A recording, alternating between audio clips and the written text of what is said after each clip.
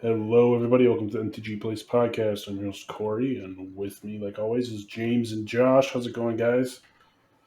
Doing good here. What's up? What's up, everybody?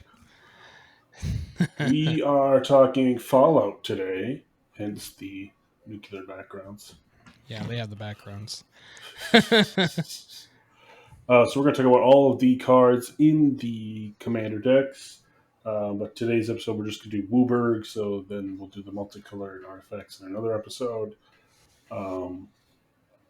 Just rares and mythics. We're not going to talk about every card because that would be like 1,000 cards. There's a lot of cards in this set, to say the very least. And yeah, even breaking it down to just like the mythics and rares like we normally do, we would be here for a long, long time. So we're going to try to bite-size episodes, you know?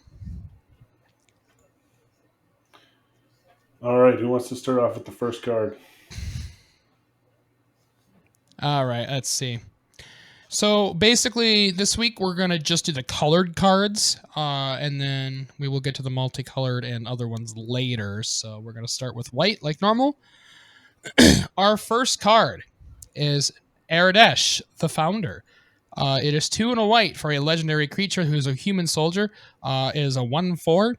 It has Enlist, which is... as this creature attacks, you may tap a non-attacking creature you control without summoning sickness.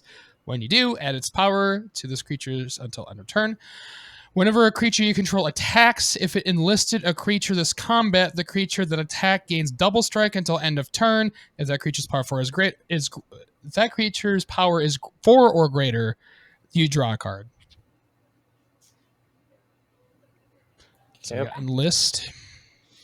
It seems like you need all the pieces to actually, like, I mean, you see draw card, you see white, and you're like, oh, baby, this is great. Yeah. But like, that's a lot of setup for...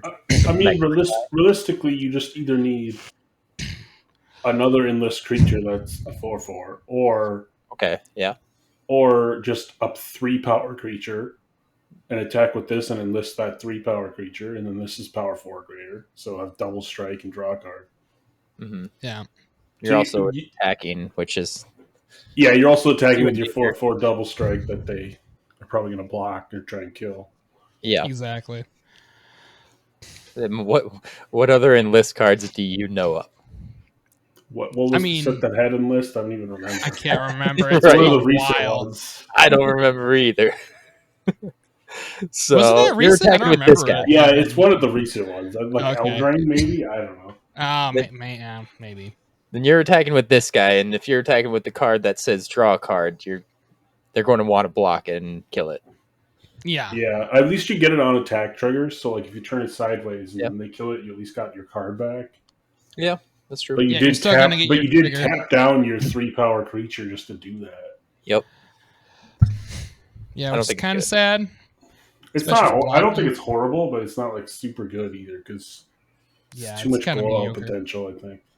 I mean, it's got human, it's got soldier. Those are 2 good typos. But yeah. I mean, you could also just throw an equipment on this. Oh, you still have to enlist something though. Yeah, so you always have to tap something that has enlist. Yeah. Yeah. All right. No, it's just if it enlisted a creature. So like you could attack with this every time and just enlist something else. Yeah. Right. This is the most common scenario. All right, we'll move on to the automated assembly line. 1 and a white artifact. When 1 or more artifact creatures you control deal combat damage to a player, you get an energies back. You pay 3 energy for activated ability. Create a tapped 3/3 colorless robot artifact creature token. This seems... We've seen spoilers for Modern Horizons 3, and energy's really back in that. Like, there's a whole Commander precon about energy. Actually and back, It's Modern Horizons, so you know the power levels up. Was that Kaldesh or Ada Revolt or something? Yep, all of it. The whole block was energy. So when we were playing back then, there was either 2 broken cards, and they banned them, and then there was just not enough support because there wasn't enough cards. But now they've been trickling some energy like here, and then Modern Horizons, up the power level. I'm expecting good thing for energy. So this seems good. Speculatively. It does suck that it's one or more. It's not just whenever. Yeah. So Yes. every combat, you're still only going to get one energy counter. So you basically got to Yeah. swing 3 times or have other ways to get energies. Yeah, this to make is three the threes. payoff. This is not building up energy fast. Right. It's at more all. of the payoff for if Yes. you have energy. Yes.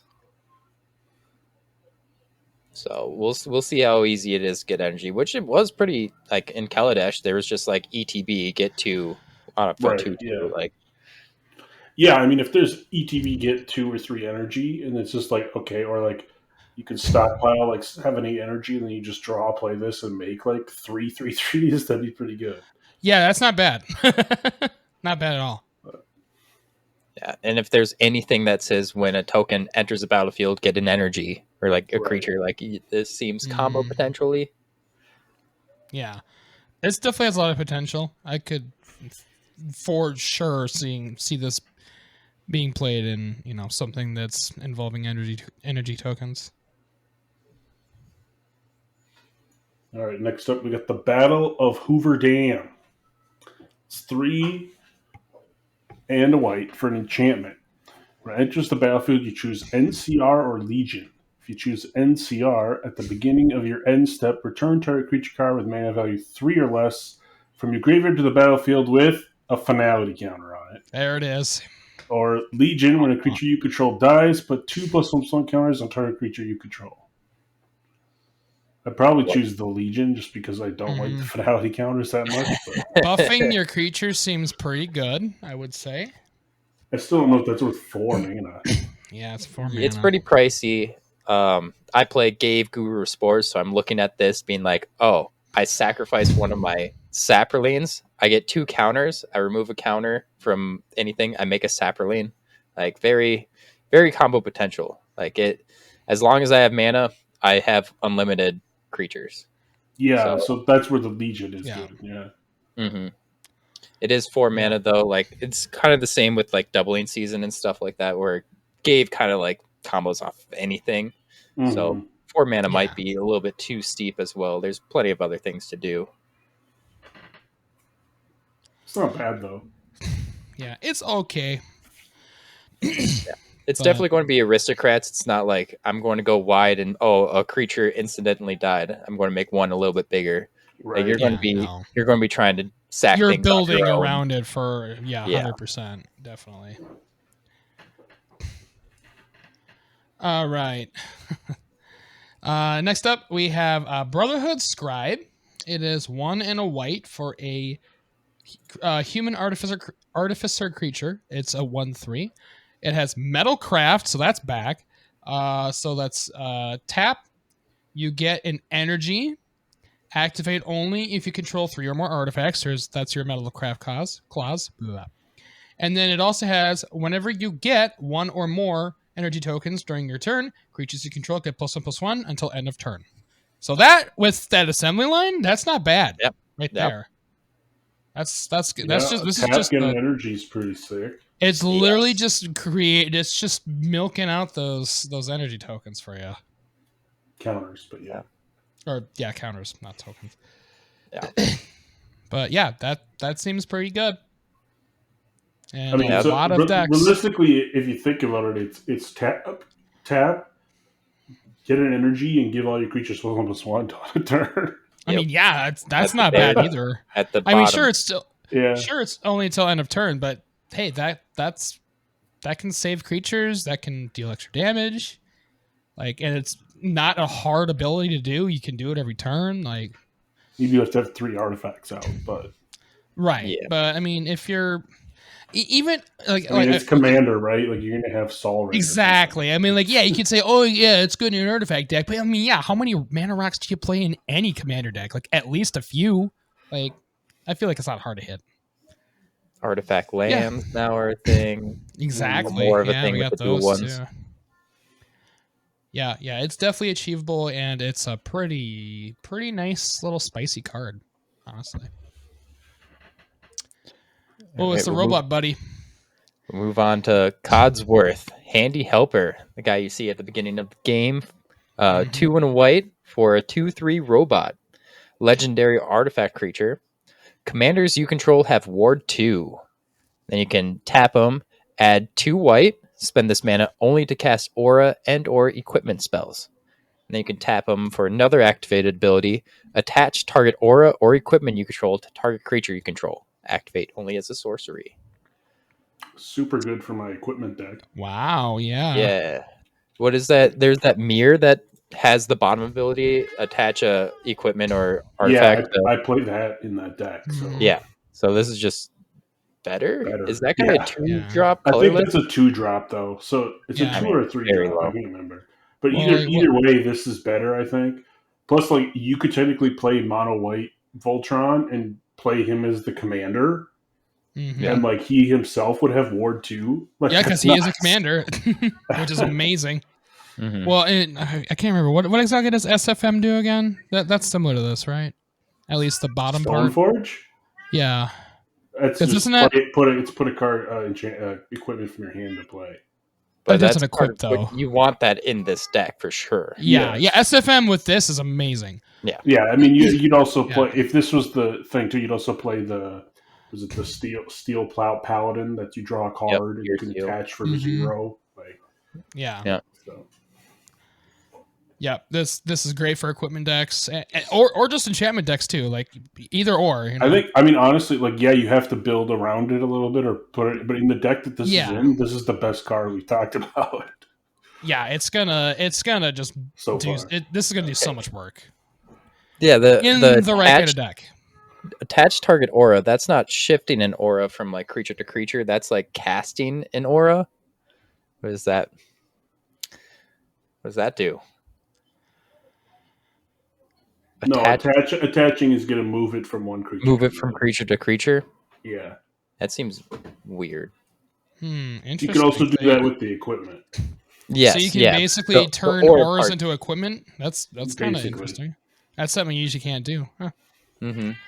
Interesting little. But I mean, just having the tap add white for equipment Yes, and yeah. auras like that Yeah, casts all that's your fantastic. swords for free right Yeah. there. Exactly. I'm thinking with auras though, like usually like you got to put it on the right creature, but like you can put it on your like 1-drop right away, then play Codsworth, and then move it on to like if Codsworth's your commander, move it on to him. Now you Right. have commander damage, and you Yeah. already used it earlier on in the game instead of Yeah, just sandbagging. that's probably why they put the sorcery clause, so you can't just like Yeah. move an indestructible block. thing Yeah. around.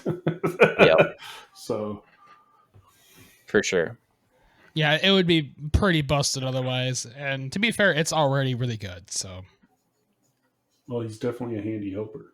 he sure is. Is it my turn now? It is your turn. All right, we got Idolized next. It is 1 and a white for an enchantment aura, enchant creature. Enchanted creature gets whenever this creature attacks alone, it gets +X/+X until end of turn, where X is the number of non-land permanents you control. Whoa. Okay. So it's basically like a big old exalted creature, essentially. Yeah, it's going to make whatever your Without exalted exalted. creature is big. Yeah. You're just gonna attack one big boy. You have to have a lot of stuff in play to make it big. For it to be any good. I mean, it is only 2, so it's cheap to play. It's true, and by itself, it's going to give +2/+2, right? Yeah. Because like you have to have a creature and this. Yeah. So Yeah. So that's our 2 for +2/+2. Okay. Not amazing. But yeah, obviously it goes exponentially better the more stuff too you have. crazy to get this up to like +5 or more. So, Oh yeah. 2 for 5/5, that's pretty good. That's I'm thinking about that's all that couple mana glitter rocks. is Yeah. like something like there. I mean, that counts like artifact lands and stuff, but Mhm. maybe like treasure tokens. I'm thinking about you can get a lot. Yeah, of you have stockpile, a food lot of them. tokens out, treasure tokens Food out, tokens. your mana rocks that you might have, your soul Other ring or creatures something. you have. Other Yeah. like mana The dorks other that you might creatures, not though, want to like- attack with. You know, Yeah, there's a lot of you need things. to attack alone. Right. So the other creatures is kind of weird, but treasure tokens and other stuff like that you can really stockpile then you just got to play something that gives a trample Yeah, or flying or Or flying. or or flying. evasion. Yeah. Yeah. or like Whisper Silk It or something. You know. Like, it can be good, I feel, but it definitely needs the right kind of setup, I guess. if you play all that glitters in your deck, you'd probably play this too. Yeah. Yep. Yeah, this with all the glitters would be really good. So it has potential. I could see it being okay, especially since the price is definitely right. It's only 2 mana. That's pretty good. All right. Next we have everyone's favorite thing that happens in the game. You get over encumbered. Yay! I love it. I love it. Love it so much. It is 1 and a white for an enchantment. That's an aura. Enchant opponent. When over encumbered enters the battlefield, enchanted opponent creates a clue token, a food token, and a junk token. At the beginning of combat on enchanted opponent's turn, that player may pay 1 colorless for each artifact they control. If they don't, creatures can't attack this combat. Amazing. So they got to pay 3 to attack. Until they use the clue. But all of those tokens they can just use though. Yeah, they can use them. So like basically you're forcing them to use their But I mean, mana it counts to all do their stuff. artifacts. Yeah. So like What it we were counts their saying, mana their rocks. soul and stuff. rings. Yeah. Yeah. Who isn't packing that? Exactly. I mean, honestly, this hoses an artifact deck. Sure. Oh yeah, artifact decks are screwed, man. I mean, are they really attacking though? Maybe with Artifact. Blightsteel or something like that. Like with Blightsteel or something, maybe. Yeah. But yeah, it's like, oh yeah, you want to attack with that Blightsteel? You got to pay like 40. Or like, some of them are like make a bunch of Thopters and swings. So Yep. like, Yeah. For sure. if their win count is attacking, it hoses them. Yeah, they are not winning, or until they get rid of this at least. But like 8 mana artifact, make everything artifacts. Yep. Like a Sublatus. And there we go, Exactly. Sublatus. Yeah. Boom. This is just a huge ghostly prison. Yeah, this is amazing for any Pillow Fort deck, any kind of control deck, because there's a lot of decks that love to, do different like propaganda, prison, whatever effects on you. Yeah, I feel like ghostly prison propaganda have really fallen by the wayside. Like no one's really running them anymore. But this could be a lot more. Yeah, this is way more powerful. Obviously, they have to have the right kind of board state for this to be any good. Because I think it is the same cost too, if I remember right. I believe it's 2 for the prisons. It's 3. Or is it 3? Okay. Yeah. Yeah, you pay 2. That's what it is. Yep. But it's if they don't have like any artifacts outside of like the ones it creates, then it's not as great. So it's like a situational thing. Like it could be good, but it could also be mediocre. I wish there was enchant player, so I could just enchant myself and get all the tokens, and then sack this to something. Yeah, that's true. That would be a play, but alas, you cannot do that.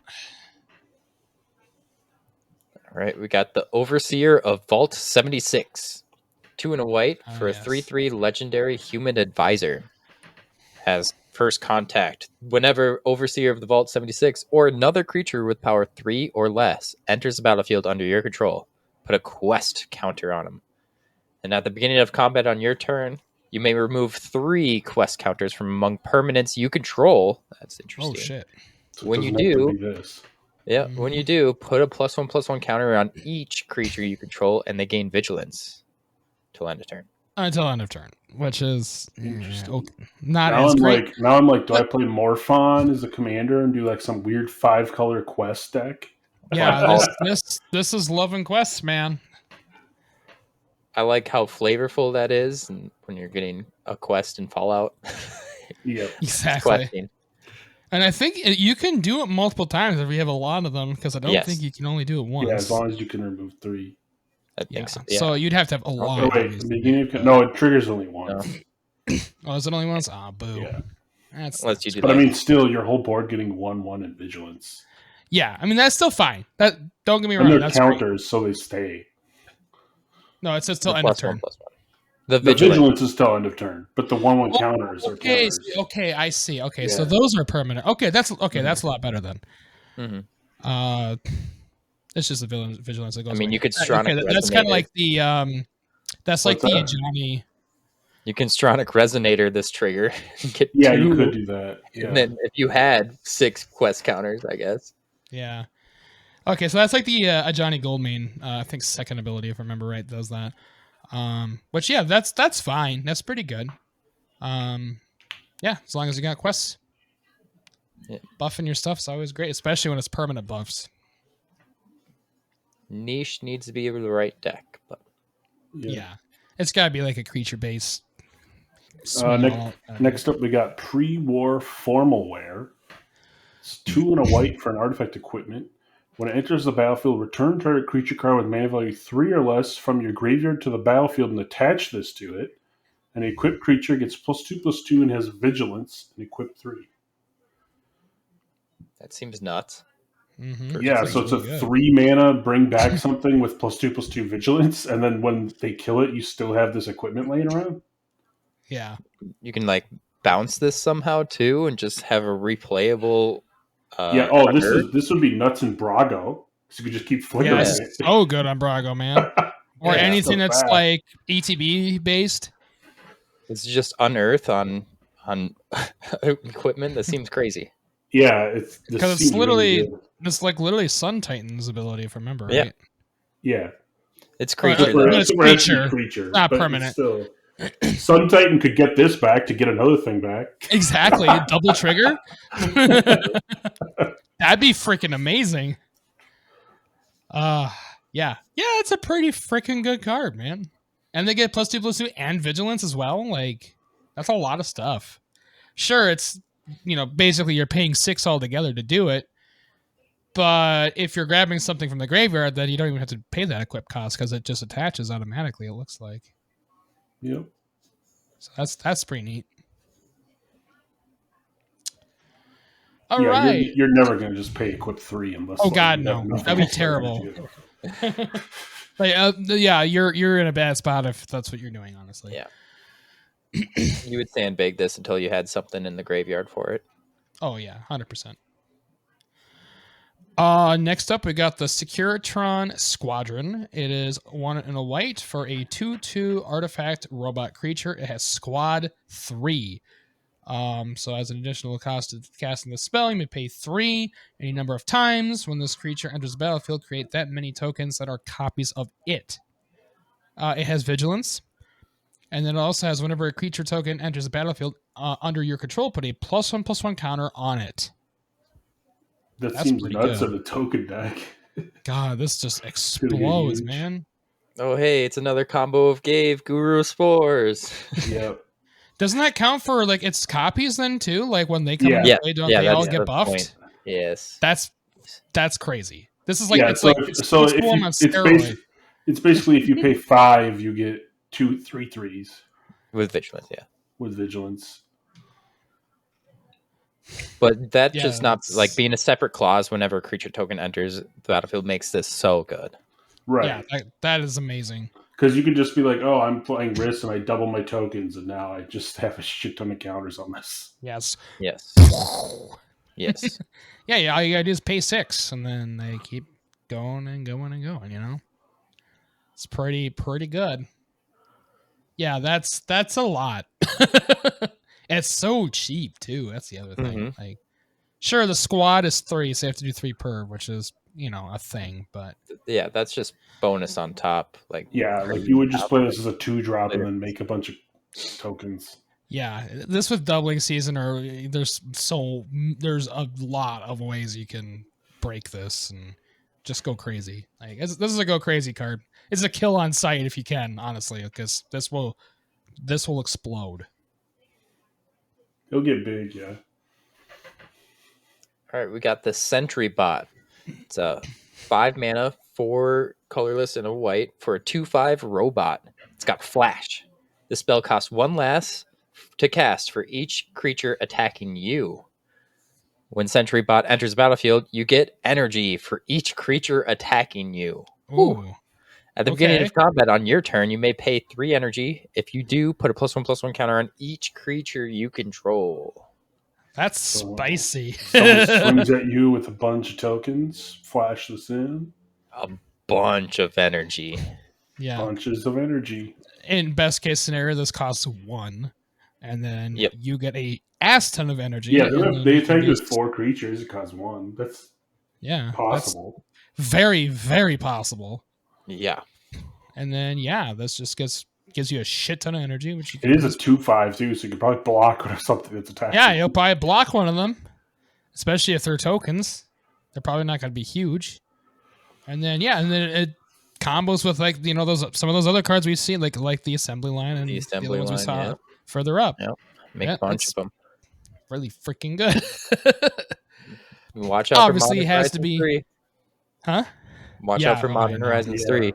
Energy's This is coming. going to fit in real nice with that, isn't it? Energy's Yeah, coming. like obviously, again, it has to be like when they're really swinging at you. But I mean, it's Magic. That shit happens all the time. Like that's not hard to do. You can easily play this for 1, and it's gonna just give you an ass ton of counters. So yeah, that's pretty good. This card does seem like terrible to just play it on your turn as a source. That's like a normal creature. No, Oh, you yeah. will never ever Like, play ooh, I this have as a a sorcery. 2/5. Like we talk about how like if a card has flash, that means you don't always have to play it at instant speed. But this is a card that you most definitely have to play at instant speed. That's the whole point of it. Yeah. That getting an energy for each attacking creature. That's the so big good. money. And then they buff your creatures after the fact. Also very good. All right, next up we got Sierra, Nuka's biggest fan. 3 and a white for a 3/4 legendary creature, human citizen. So the Nuka-Cola challenge. Whenever one or more creatures you control deal combat damage to a player, put a quest counter on Sierra, Nuka's biggest fan, and create a food token. Whenever you sacrifice a food, target creature you control gets +X until end of turn, where X is the number of quest counters on this. Okay, that can get big. They do have to deal combat damage to a player, though. Yeah, it's pretty slow too. That get this on turn theoretically 4. it could be good, but that is not exactly easy to do. You play it on 4, you get maybe one. You get one quest counter on 5, maybe another one on turn 6, maybe another one on turn 7, and then by then, Well, you can get one on turn 4 if you have a swing that's going. Yeah, if you have creatures in play, if you're very much like a creature based, kind of maybe mid range or aggro deck, like sure, you could maybe get some on turn 4 if you happen to play it. But how good is 4 mana when you sack foods? You give something +1/+1. yeah, that's where I was kind of missing out on this. Is whenever you sacrifice a food, you can do that multiple times in a turn, so then you get more +1/+1. I was thinking like, okay, you get only this trigger once per turn, but that's no. I don't, it looks like you can do whatever you want. If you have a food deck, it might be okay. Yeah, in a food deck, this seems good. This by itself, it would take some work, I think. I don't know if you would really want. There's like ways to sacrifice artifacts too. Like you don't need to pay the 2 to sack one food and gain 3 life. Yeah. Like there's other You ways. can just sack your food token to something else. Yeah, fast. Yeah, so it could be good, but you really have to work around it, I think. Mm-hmm. It's not just playing this card as it's intended is going to be a much slower time, and it's going to be a much harder time to make it work, I think. Yeah, you need to build that food deck for sure. Yep, definitely. You got to have that. I mean, is there enough cards for me to play a mono white? Every card has to do with Nuka-Cola deck. Maybe, I don't know. I don't really care yet. So it's be like a soda deck. No. I mean, that's a fun flavor, literally. That could be funny, but who knows how much support there is for that. All right. Moving on, we have the Pridwen Steel Flagship. It is 4 white for a 6/6 legendary artifact vehicle. It has flying. Whenever another non-token artifact enters the battlefield under your control, create a 2/2 white human knight creature token. With this creature gets +2/+2 as long as an artifact entered the battlefield under your control this turn. It has crew 2. So this literally can crew itself immediately. It's Yeah. whenever another. Yeah. So like, as long as you play something else. Yeah. 6 mana is a little steep, but that's pretty strong. 6 mana, 6/6. Mhm. It is. I mean, just it's almost like a enchantment, though, really, because it's just going to be like, all right, every time I play an artifact, I'm getting a 2 or a 4/4 for that turn, and then Yeah. I mean, it could still attack. I mean, it's good. I just don't know if 6 mana. It is yeah, a lot. that's the thing. Is 6 mana worth it? There's I don't know. I definitely mean, like if I guess because you're going to have your mana rocks out already, right? Yeah. I mean, if there are plenty of other vehicles that are high powered that are far cheaper than this one, but this does have some decent effects that could outweigh that, but I don't know. I was thinking like you Hard could to have a say. Cheerios deck, but like you need to get this out first. Yeah. And that's a lot of mana to get out first, too, so. I don't know. Sure, there's some loop that you can do by like bouncing a artifact over and over and over again. It's artifacts. Right, that's what I Sure was there saying. is. Yeah, or just like That's when you're storming. Cheerios, where you just keep playing 0 cost artifacts. Yeah, like Hull Breacher Horror bouncing 2 rocks over and over, Yep. and you already have unlimited mana, and you probably have better ways to do. Yeah, you probably have Exactly. better ways to win. If you have unlimited mana, you're gonna play better things than this 6/6. Most likely. So You're gonna play like Microsynthlatus or something and then just go crazy. it's got potential, but yeah, it's still 6 mana. Yeah. All right, we'll move on to Vault 101 Birthday Party for 4 mana, 3 and a white. It's a saga. So the first lore counter, I guess. First step, create a 1/1 white human soldier creature token and a food token. That's right when you start the game. Create yourself. Okay. And then 2 and 3, you may put an aura or equipment card from your hand or graveyard onto the battlefield. If an equipment is put onto the battlefield this way, you may attach it to a creature you control. That's the good part. Yeah. So if this makes it past round 1, that's not bad. That's pretty freaking good. It is 4. Get back the best equipment that got blown up. Or aura. Yeah. Which is pretty important. Like auras usually go to the graveyard. You usually get like 2 for 1 or something like that. Yeah. That's big. Which is always painful. It's one bad thing about aura decks. Yeah, but this gets it back, which is crazy. Yeah, this is not bad. It's just gotta live past round chapter 1, because chapter 1 is just it makes it do it food, which is for 4 mana. That's not great. I'm not sure people are going to use their removal on this though. I mean, probably. I mean, you're probably in a good spot if they are, honestly. So yeah, because I'm sure you'll have better things to have them blow up. But yeah, like it's fine. It's a decent card. I love the cockroach in the bottom. That gives me memories of Fallout. Yeah, very flavorful. Next up, we got Vault 13, The Dweller's Journey. This 3 and a white for a saga.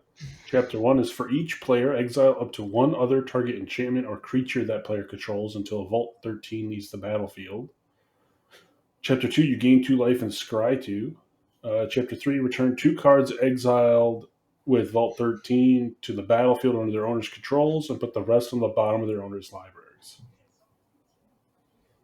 So you get 1 gone for sure. Right. And 2 temporarily. Well, you could choose yourself too, so because it's for each player. So if you play 4 players, you get 2 gone for sure.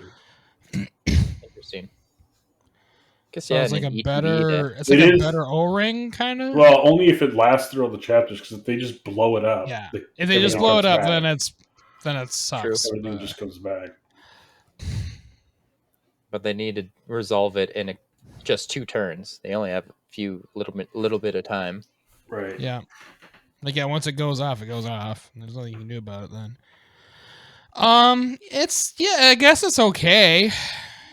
Chapter 2 is kind of whatever. You just scry 2. Who cares about 2 life? That's so mediocre.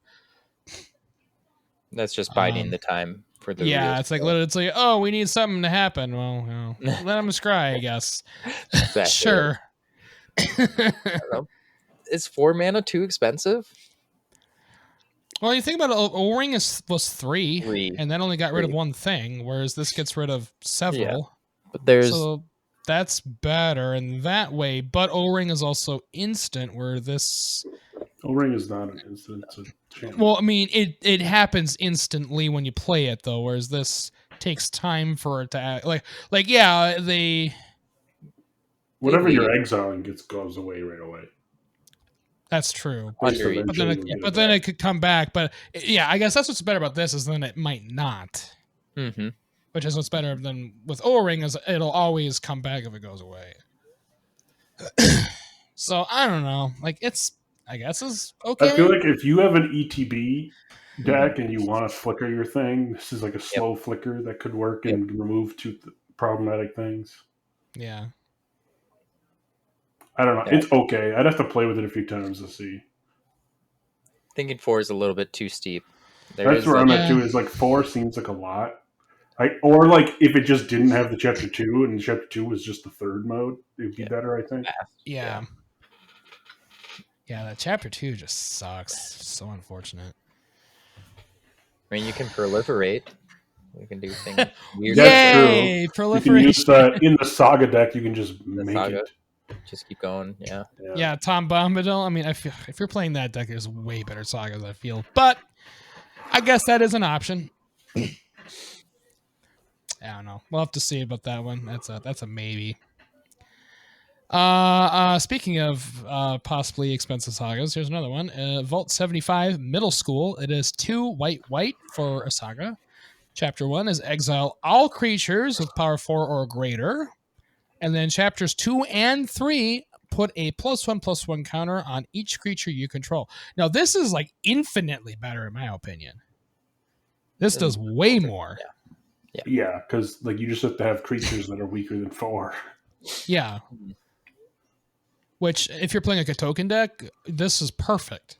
Absolutely perfect for that. Playing walls. Walls. Who on earth is playing walls? Arcades deck. That thing is a deck. Oh, okay. That thing's crazy. But okay, just comparing to like Vault 13, we just went to it. It's the same cost, literally the same colors, the same card type. I mean, it's double. I would always play. I always play 75. I think that's just better, right? Well, yeah, because I mean, this is basically like, Wrath of God, but it's a chance if you're in your deck that it helps you. So yeah, it's like a better Wrath, right? Which most is what I say, likely. I tend to play, if I play Wrath now, I tend to want them to be one-sided if they cost more than 4. Right, and this one doesn't even cost more than 4. That's the best part. So that's why I'm like, well, this can be good. Of course, it's bad if they also have a bunch of stuff that's 4 or less, or less than 4. Yeah, so then you kind of cry. So then you probably just wouldn't play it. Like, no, just sit in your hand. You kind of want. Then you have like a dead card in your hand, which never feels good. So I mean, sure, there's a downside; it could flop, but I feel like in a lot of cases, this is. I mean, in that Saga deck, if you have that guy that lets you read ahead on any Saga, then you just start on 2. And just you start on 2 if you don't want to. Yeah, that's a good card too. Pretty. I think this was pretty good. With Wizards doing exile instead of destroy now, like everything's got to say exile, like farewell and stuff like that. That hurts a lot of decks. Yeah, exile is huge. Yeah, it's not just destroy. Like it's not just a wrath. It actually exiles shit, which is super nice because there are so many times in a game where you get shit that's indestructible, or you get shit that whatever. Someone's dirling around with some BS. This gets rid of it no matter what, which is so good. Yeah. Which is why it's also very good. All right, we got Yes Man, personal Securetron. He's a yes man. 3 mana, so 2 colorless and a white for a 2/2 legendary robot artifact. You can tap them. Target opponent gains control of Yes Man. When they do, you draw 2 cards and put a quest counter on them. Activate only during your turn. He has an ability Wild Card. When Yes Man leaves the battlefield, its owner creates a tapped 1/1 white soldier token for each quest counter on him. So he's going to pass around to draw cards. Mm-hmm. And then when he dies, at least you'll get a bunch of 1/1s out of it. Yeah. It reminds me of who's that 5-color dude that does that? That like 5-color passes dude that around. does that? Yeah, that like passes around the table. It was like a group hug commander at one point, I think. Oh, okay. I know that red guy, the Defector or something like that. He taps, draw 2 cards, pass around. Yeah. I'm thinking There's of been the a couple Zedruu of cards deck. like this. Zedruu. Yeah. Fucking Zedruu. Oh my god. You fuck give that. people things. You give people Yes Man. That's even worse. No, Zedruu gives you much I more. mean, it is white card draw. Like, would you pay 3 mana, draw 2 cards in white? I would But then say have your so. opponents draw cards and collude against you and never give you Yes Man again. Yeah, but then you could just kill it yourself and get the 1/1 counters. You just 1/1 tokens. you made yourself your own problem. Yeah, But I you feel drew like 2 cards! I drew. yeah, and so did everybody else. Yeah. Like you could tap it, draw 2 cards, put a quest counter on it, and then blow it up and get a 1/1. So you spent 2 cards of your How own. much mana are you spending? Spend 2 cards of your own Pure for jank. 2 cards back and a 1/1. Doing all that for one measly 1/1 is not worth it at all. This This is one of those cards where you have to make a deal with whoever you gave it to. Yeah. Be like, hey, can you give it back to me? You're playing going to have to politics give it back. 100% with this. Like you're like, ooh, if you're nice, I'll give you nice stuff. All right, Corey, me and you, we're just drawing 2 cards for the rest of we're the just game. gonna keep drawing rest 2 of the cards. game. Till someone else blows it up. Yeah, but then someone board wipes it. It's got like 20 counters on it. Yeah, I was like, who has the army now? Yeah, I mean, you gotta collude hard for this shit. Yeah. Otherwise, it's just not. It's definitely fun. It's a fun card, sure. It's a fun, group hug, chaos, whatever you want to do, politics, sure. It's great for that. Outside of that, it's not amazing.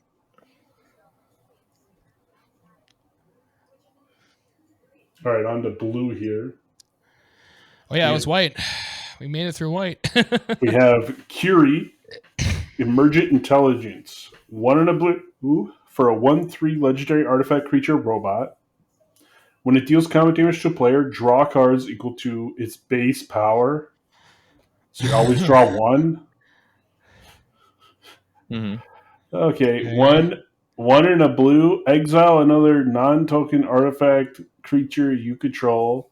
Curie becomes a copy of the exiled creature, except for it has, when it deals combat damage to a player, draw cards equal to its base count power. So there's certain enchantments that like change the base power. There's like Octopus, Totem, and like Colossification. No, that one's just so weird. It's worded like that because it copies something else, and then you have a base power of 3 or whatever. Right. So you exile something huge and you can draw an Aston? Is that what I'm saying? Yeah. But it has to be you control. That's the weird thing. That's like it just can't become a copy of something else. That's usually what you do. It also has to be an artifact creature. Yeah, that's a lot of steps. Artifact creature. And it doesn't count augmented power. Only counts what is on the card. It's a lot of stipulations. And you have to exile it, which is also brutal. So you got to really work for that card draw. And in blue, there are far better ways to draw cards. Yeah, it doesn't seem very good to me. But. Well, what happened to just paying X to draw? I mean, just use your infinite mana. That seems better to me. What's that? Phyrexian Dreadnought or something? That 1 mana 12/12, and then you got to sack things to keep it. You can like play that, and on the ETB of the Dreadnought, you exile it for 2 more mana. So for 3 mana, you make this a 12/12 commander. Yeah, you could do that. Sure. Some sort of shenanigans that way. Yeah. That's probably the best case scenario with it. Yeah. Yeah. Which is still not amazing. Yeah. But I don't know. Like I said, it's blue. Blue draws cards easily. I feel like he can do better. It's just I don't know. This isn't it, in my opinion. I mean, I guess you get one free card whenever it attacks, which sure that's great, but and again it has deal combat damage. That's the worst part. Yeah. They're gonna block it. So I mean, you All can right. do that instant speed. So, like, after they block, you can be like, all right, this is now. Yeah, you do like a ninjutsu style thing. That could interesting. work. But I don't know. So now it's me, I guess. Hey. Oh, hey, we it's have- James, and you got your own card. I have my own card apparently. James, I'm a wandering dad, I guess. Last I checked, I don't have any kids yet, but yeah. It's 2 and a blue for a 2/4 legendary human scientist creature. So this has tap, add 2 waste. Spend this mana only to activate abilities. It's a 2/4. I can't remember if I said that. But he also has an adventure on him. It's called Follow Him. It is X blue for an instant. Investigate X times. That's not too bad, I feel. Yeah, that seems pretty good. Yeah, it's a lot of investigation. It seems decent. It's okay if you want the flexibility of like a mana dork or the investigate. If you're playing like a clue deck, it'd be better, I guess. You'd want to investigate because otherwise, I'd be like, I would just play blue X, draw X. Like, Yeah, This makes the artifacts. I'm thinking of like yeah, if you want inside it the definitely 99 makes of artifacts. Urza. You just go. Oh yeah, it'd be Fill good up in your Urza. board. The 99 of Urza, you make like 4 artifact tokens that can tap I for mana. suppose technically it taps to activate your clues too. Yeah, so Yep. then you could tap to crack each clue one at a time, Which or activate Urza again. Yeah, or better options. You use those clues for other means, as Yes. artifacts generally do. Very Seems much an pretty artifact strong. thing. Yeah. And in like a clue or artifact deck or whatever, like that's gonna do a lot. Being instant speed too, like I said, instant speed. You're like holding up counter spells. If you don't need to really counter spell, okay, I'll just do this investigate instead. 3 times. Investigate a fuck ton right before my turn, then I have all this shit, and then now it's my turn, and now I'm gonna do all this crap. So Yeah. it's pretty good, I'd say. Yeah, that works. All right, move on to Jason Bright, Glowing Prophet. 2 and a blue for a 2/3 legendary zombie mutant advisor. Whenever a zombie or mutant you control dies, if its power was different from its base power, draw a card. The only important one we need to worry about is Gravecrawler, and that's a 2/1. Okay. Then it has Come Fly With Me. 2 colorless and sacrifice a creature, Gravecrawler. Put a +1/+1 counter on target creature you control. It gains flying until end of turn. Well, then it would be, mutated. Is that what that was called? No, Mutate? no. I mean, augmented? No, what is Augmented. Is that what it was? Yeah. What was Something like that. no? What was the keyword for that?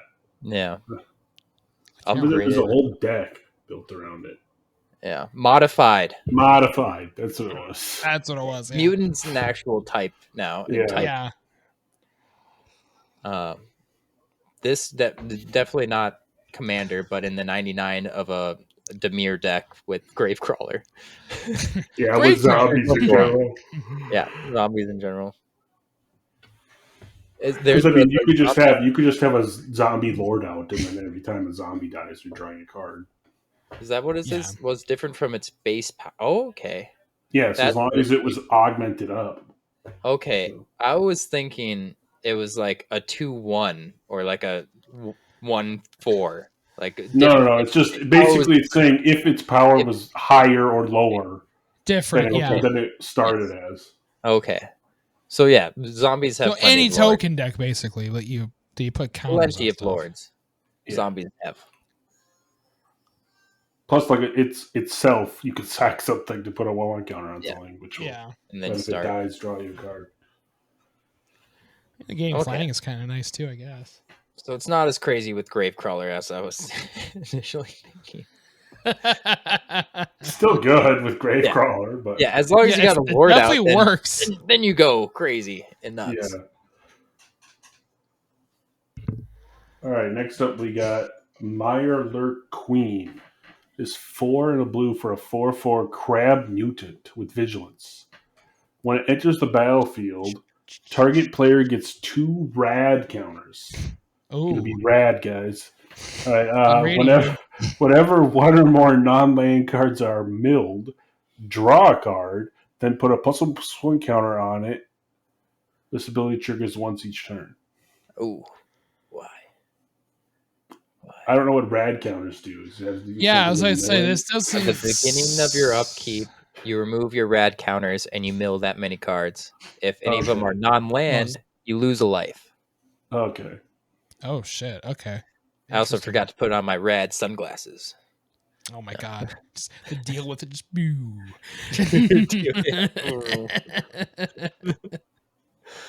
Okay, so that's interesting. So it's making them mill 2 cards, basically. Yeah. Yeah, maybe doing a damage. And then you can draw, which draw is a card and pretty good, put a and 1/1 also counter. put pluses on this. You put this in your own self-milled type deck. Surveil decks and stuff. Yeah. If you have a Kinda mill hurt deck, them. this seems okay. Once each turn kind of hurts. But yeah, the clause though, the staple Yeah, the clause once at the each end turn is sucks. unfortunate, say especially your if we're turn. having to pay 5 for this thing. Really? Yeah, that's Come another on. big thing. 5 Really? mana is a lot. When I'm playing 5 mana for something like this, I should not have this ability triggers only once each turn clause. Like, come on. Yeah. Give me something better than that, please. This could have been a lot better, but they chopped the balls off it, unfortunately. Could find something to do on your opponent's turn, somehow milling yourself. Yeah, I mean, Yeah. you have like the crab that taps the mill or whatever. Yeah, I mean, there's ways that you can maximize it. Was it Videlkin Enforcer? I think tap Yeah. mills. Mm-hmm. Or, there's a mana dork that taps mills or Milliken itself. Doesn't Millstone? Can't you do like at any time Yep. or something like that? Yeah. So yeah, there's ways around it, but it could have been so much better. Have to hit a non-land too, so it's like you tap your Milliken on your opponent's turn, you hit a land, you're just no. It's like dang it, damn it. Yep. Then you voltaic key your thing and do it again. It's another land. Damn it. I feel like there are far better things these will take. Yeah. Far, far better. All right. Next up, we got Nick Valentine, Private Eye. He is 2 and a blue for a 2/2 legendary artifact creature who's a synth detective.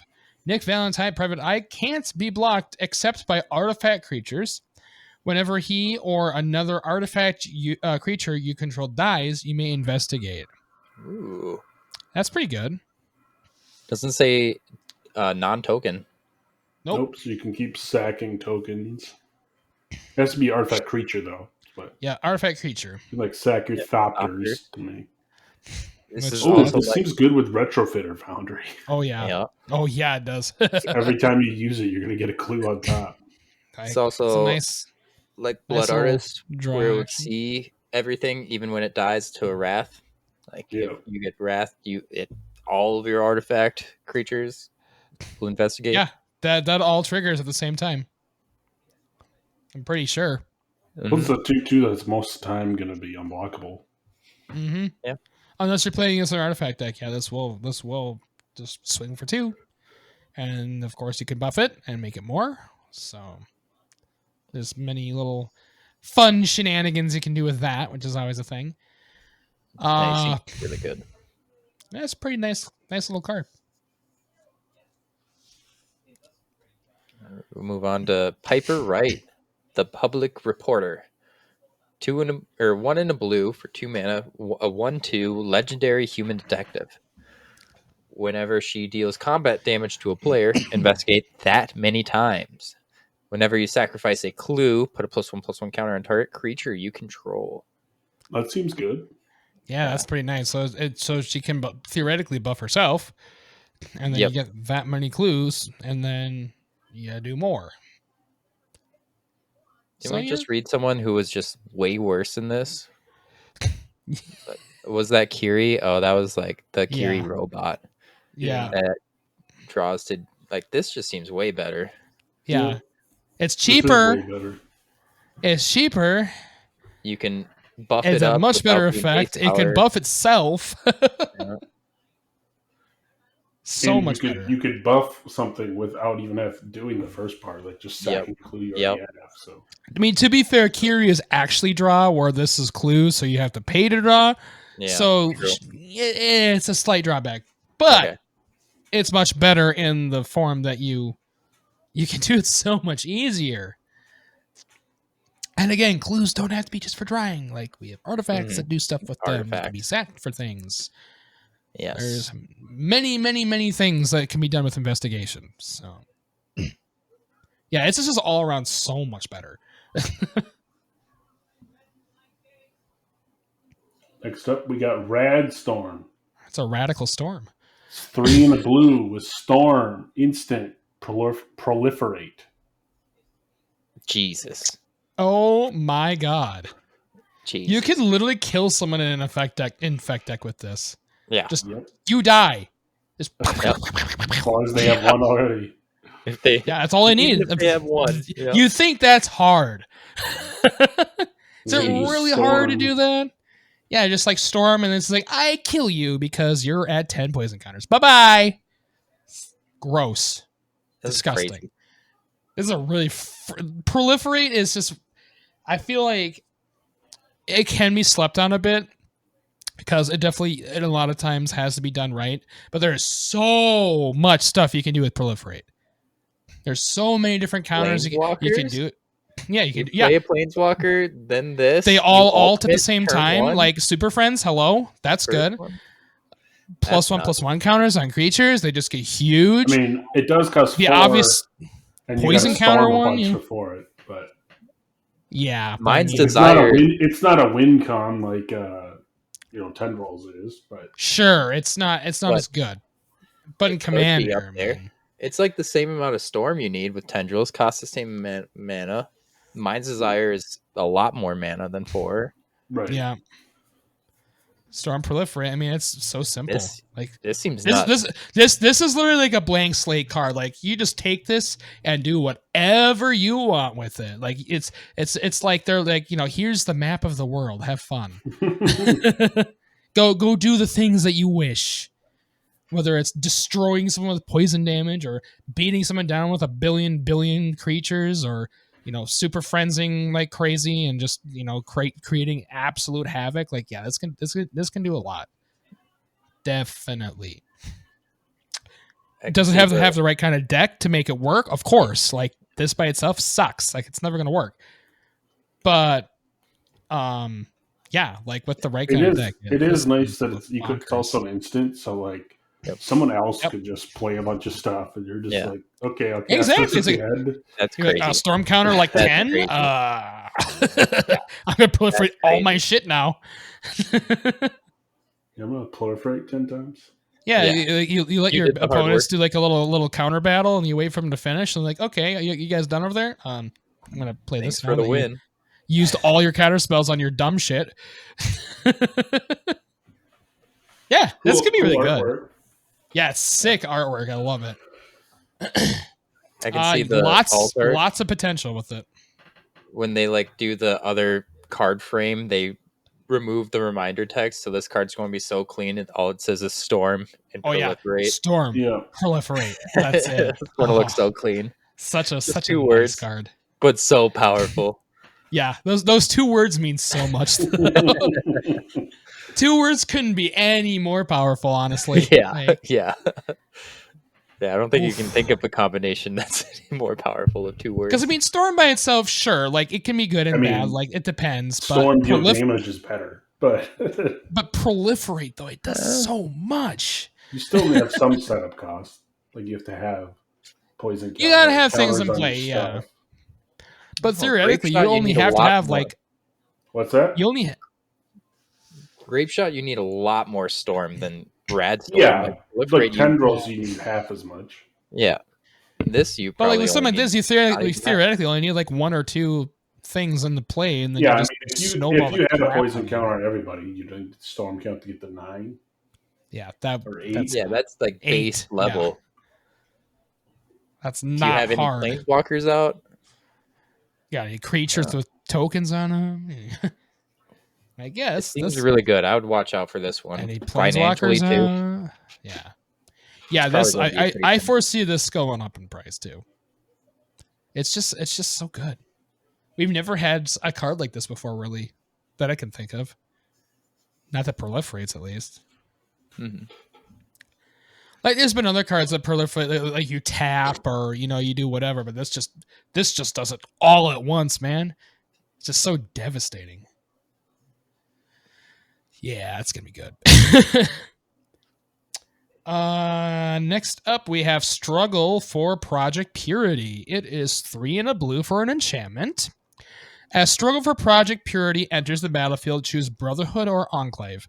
Brotherhood is at the beginning of your upkeep. Each opponent draws a card. You draw a card for each card drawn this way. Enclave. Whenever a player attacks you with 1 or more creatures, that player gets twice that many rad counters. It's for the So rad counters. You can Yeah, play it's this definitely for the rad middle. counters. Well, I mean, letting your opponents draw 1 for you to draw 3 is not horrible. It's not terrible, but they're still drawing cards. It's like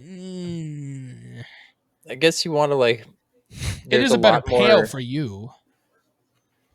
There has been a lot more like opponents draw cards. You do something like Shealdred or Orcish Bowmasters. Yeah. You have something like Right. that. I guess you're doing Oh something. yeah, it's dumb with those cards. Yeah. Children, Orcish Bowmasters, Smothering Tithe. Yeah. Yeah, it's just like, you want to draw just- cards? Oh, I That's guess cute. Narset wouldn't work because they can't draw.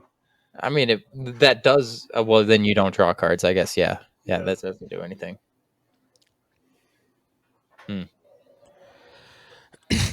Yeah, I feel like Enclave is usually the mode you want. Yeah, most of the time, unless you're playing like Group Hug or a deck where Yeah. you want to draw a bunch of cards every turn. You actually want them to draw cards, which is not very often, I feel. All right, we got the Synth Infiltrator. 3/2 blue for 5 mana, 0/0 artifact synth. Has improvise, so your artifacts can help cast this spell. And then you may have it enter the battlefield as a copy of any creature on the battlefield, except it's an artifact in addition to its other types. So this is Phyrexian Metamorph, but could be free. I guess 2 mana. The least it can be is 2. Yeah, it has to be 2, right? Because it only pays Has to be at least colorless. Yeah, it's only colorless. So it's like a 3-cost or a 2-cost clone best case scenario. That's pretty good. Yeah. 2-cost clone's very, very good. Yes. Paying it for 5 absolutely sucks. Bad. I would never do that, especially since it has 0 upside. Yes. Like there are 5-class clone cards, but they are better in some way. Whereas this is just it's an artifact in addition, which is in an artifact deck that can be good, but that's not crazy or anything, Also has downsides. Opponents have destroy all artifacts. Exactly. It's actually easier to target, all that stuff. You can hit your opponent's creatures too. It's not just it's a clone. Yeah. Yeah. Yeah, it's a clone, of course, but I would never pay 5 for this. I would always try to pay 4 or less, 100%. Yeah. I mean, it's good in that clue deck. You just pay 3 clue, tap 3 clues. Yeah, that's really good. That's real good. Yeah, it seems okay. But otherwise, it's just a clone. But yeah, 2-cost clone, very good, definitely. All right, that's Now blue. Moving on now- to Corey's color. Yeah, now we're on the black here. We got Feral Ghoul first. 2 and a black for a 2/2 zombie mutant with menace. Whenever another creature you control dies, put a 1/1 counter on Feral Ghoul. Whenever Feral Ghoul dies, each opponent gets a number of rad counters equal to its power. Okay, this can just get big. Just period. So if I have an aristocrat deck, can I just make someone mill out with this, or make everyone mill out their deck with this? Mhm. I think that's highly possible. Shall I call out Gave Guru of Spores again? Mm-hmm. Ooh. Yeah, this Pretty can crazy. this can do some work, man. It's not a very high class card. 2/2 with menace, already pretty decent, hard to block. And then yeah, it just kind of goes from there, right? Yeah. I'd say not bad at all. And then yeah, it's something like aristocrats. This can just go. This can just be insane. It's going to be a player in there for sure. Yeah. They're gonna make everybody just mill half their deck. Definitely a nice thing to happen. And remember, rad counters can deal damage too. Yeah. Yeah, if it was a non-land. Non-land, yeah. Yeah. So theoretically, not only can they get milled up, they can also get killed just by damage. So that's great too. Next we got Hancock Ghoulish Mayor. He is 2 and a black for a 2/1 legendary zombie mutant advisor creature. Each other creature you control that's a zombie or mutant gets +X, where X is the number of counters on Hancock Ghoulish Mayor, and has Undying. Ooh. Pretty So good. the Undying basically gives it one right there, just buffs them. Yep. And then you play Jason Blight from up above. They're already augmented when they're buffed up. Mhm. Yep. Yeah, that combo's great with this. And of course, if you just buff him in other ways too, then Mhm. Is that counter on them? Then you could, storm into proliferate and buff all your guys 10/10. Mhm. Mhm. that's why Proliferate's good. It has many possibilities. Yeah, this card can pack a punch, honestly. Like by itself, it's like, it's not huge, but Yeah, by itself, no. with the right, zombie deck or whatever, like with this can do a lot of work.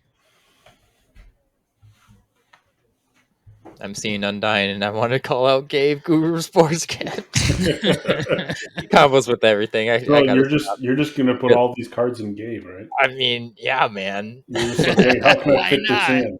He My whole combos deck with, already combos with them. What do I do? It's just now? make a combo more. yeah.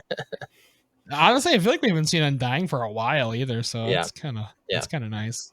My boy Young Wolf, dude. Greatest card in Magic.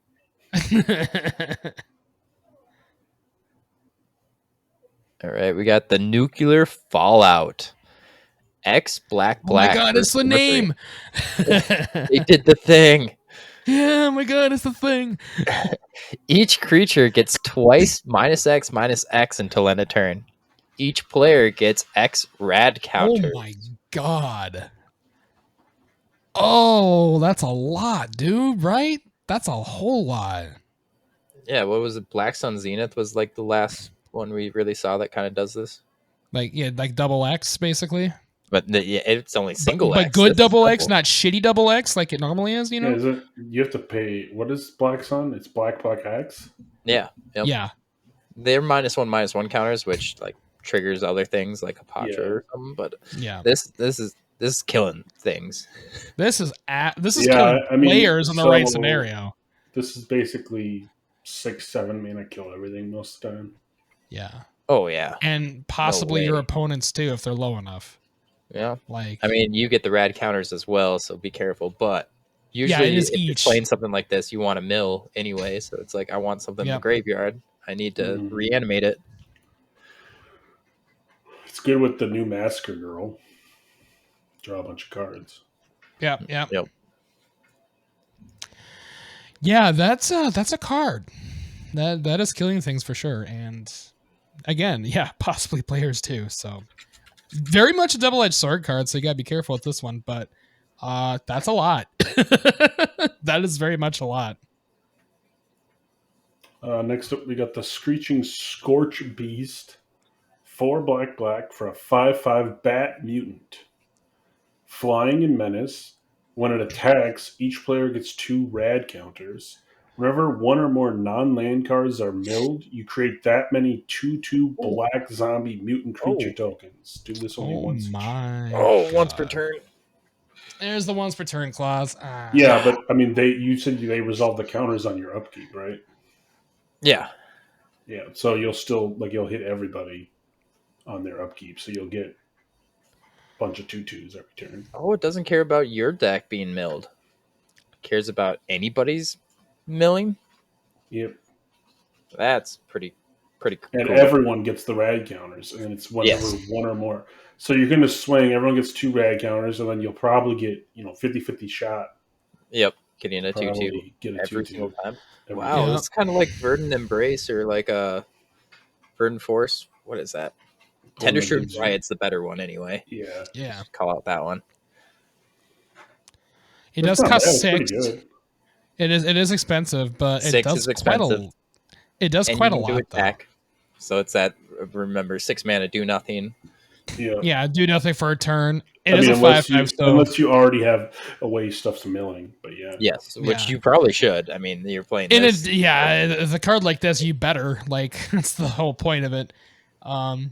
It is a 5/5, so it is harder to deal with. But it's if this doesn't last a turn, you're I'm real just thinking sad. like a blue-black mill deck, just sticking this in there. Like I don't even care about the red counters, but I just play like what's the blue-black card that they mill to reveal a land, or Mind Funeral. lands. It's like 4 Mind lands Funeral. or something. Mind Funeral. Yeah, Mind Funeral, and just play that. And it's like, oh, sweet, okay, I got a bunch of freaking 2/2s. Yeah, this pair is great with that card. What's that one that you mill half your deck? It's a blue card. Oh, Traumatize. Traumatize. You're going to make a lot. That and Bruvac just wins the game, but literally. Yeah, but you'll make a lot of dudes. Oh yeah. It's making me want to make a mill deck now in Commander. God, you give me one of those people. I hate that. It's hard to mill out someone's Commander deck, though. Yeah, it's a lot of cards, but I don't know, with this red effect, it makes it easier. That's for sure. Make a mill yourself, not mill my opponent deck. No, I want to mill my opponent. Oh gosh, I want to mill everybody. I want to mill 300 cards. Yeah, that's a lot of cards. All right. But I want to do it the hard way. Although a lot of people play stupid Eldrazi, so it might not even work. Yep. Good luck. All right, next up we got Vats. It is 2 black for an instant. It has split second, so that means the stack does not matter for this one. Choose any number of target creatures with equal toughness. Destroy the chosen creatures. That's kind of cool, honestly. It does cost 4, which is a lot, but so you gotta any number with equal toughness, you can literally wipe out someone's entire token field with this. So you're killing like every X4 or something, or every X2. Basically. It's weird. Yeah, it is an interesting card. X2 or X4 or X6, right? I mean, an even number, right? Well, it doesn't matter. It could be 1. Just everything you target has to have the same toughness, I think. You basically choose a number. I was thinking okay. Any number of creatures that are like every 2/2. X1 on the board, every X2, every X3, every X4. Yeah. I was thinking equal meant even. I don't know. Right. Not even or odd. Okay, my brain was here. No. I can hear the VAT system going in. Yeah. It's okay. I mean, if you hit 2 things, it's probably worth the 4 mana. Yeah. It does have split second, so they can't. You're doing this really for the split second, though. Honestly, the fact that they can't counter it. It does say choose any number. Say if you had creatures that were also X2s and you choose 2, you don't choose your own X2s. You just you target. So Yeah, it's it's one any ones you want to target. Yeah. It's not all. So it is a very, very select. You're never system. hitting your own, so it's always Yeah. one-sided. Unless you really want to, but yeah, this Unless will you really always want be to. something you want to sack, sure, you know. Yeah. But yeah, it's a very much a one-sided. Like you are going to do exactly what you want, and they cannot intervene, and that's exactly what we like. So it can very well be a good card. Yeah, at base level, you just kill one thing for 4 mana, like that you chose. Like that's, I mean, it's bad, but that's still that's worse than like good. murder. But Yeah, but you can counter murder though. Split second too. Yeah, I mean, Split second's good. That's the floor of this card. Yeah, the floor. and that's the thing. Like, when's the last time we've murder. had split? I can't remember the last time we had split second. That's been a long time. So Yeah. that's why this card is just actually not. That makes it like if it didn't have split second, this would suck. But the fact that it has that makes it so much better. See why it's split second too. It's pretty flavorful. Like time slows down when bats. It matches the flavor perfectly. Yeah, Pretty good. I could just see it in the game. The Volt Tech assisted targeting system redefines combat. Get your VATS today. Even the flavor. Oh god, I can see that. I can literally hear it in like the the radio, broadcaster voice from like the 60s style radio. We're hacking, slacking, and smashing. We're hacking and slashing. All right, we'll move on to Vault 12, the Necropolis. I need to read up on all these vault lores. Like that was some of the coolest stuff. I don't know all these vaults, to be honest.